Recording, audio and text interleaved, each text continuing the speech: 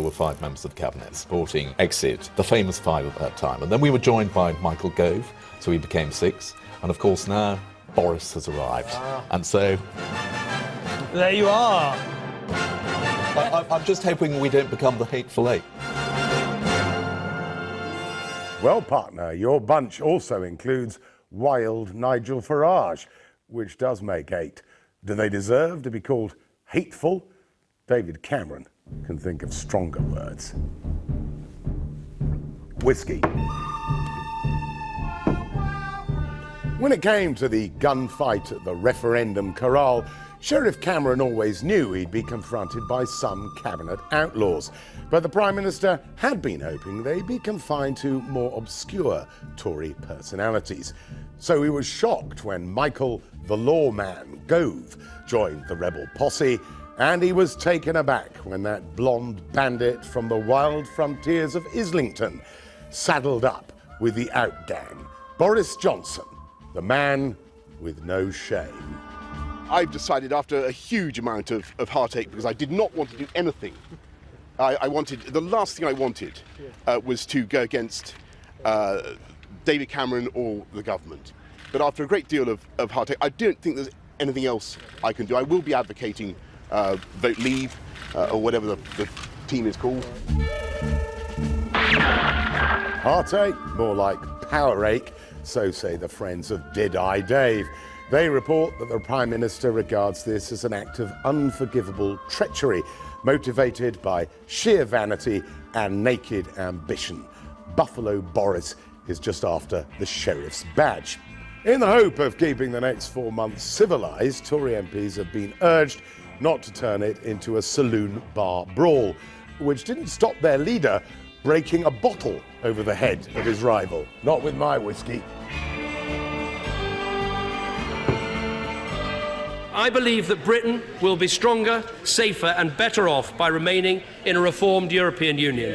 I am not standing for re-election. I have no other agenda. I have no other agenda than what is best for our country. Much of the media coverage has presented the momentous choice facing the United Kingdom as a shootout between these 2 rivals from the Bullingdon Badlands. But this is, let's not forget this, everyone's country that is at stake. It's worth remembering that this referendum is actually about the future of our country, not the future of a divided Conservative party.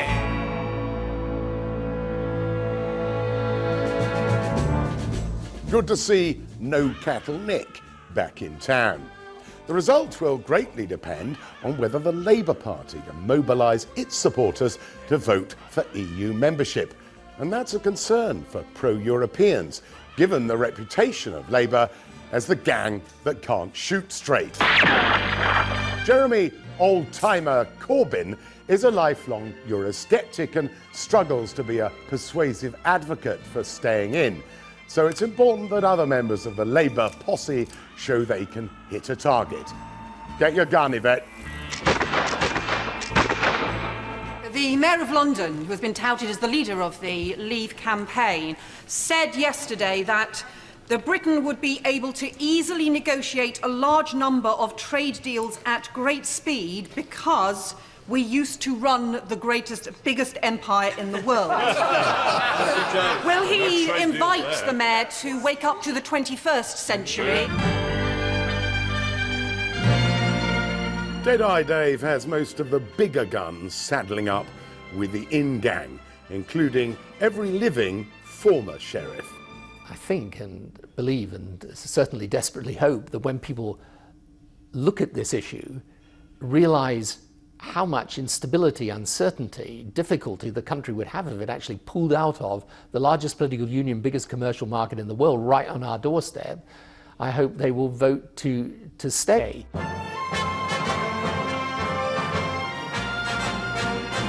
Compared with the passions ignited by Europe, Prime Minister's questions was as arid as Monument Valley, not so much high noon as dull noon, until someone on the Labour side livened things up with a heckle about the Prime Minister's mother. Ask your mother. Ask my mother. Oh, I think I know what my mother would say. I think she'd look across the dispatch box and she'd say, put on a proper suit, do up your tie, and sing the national anthem. There followed an excruciating 30 seconds of unified Tory hilarity before Jeremy Corbyn got his iron out of the holster. My late mother would have said, stand up for the principle of a health service free at the point of use for everybody. And my ma would say, don't rope me into your silly rodeo, boys.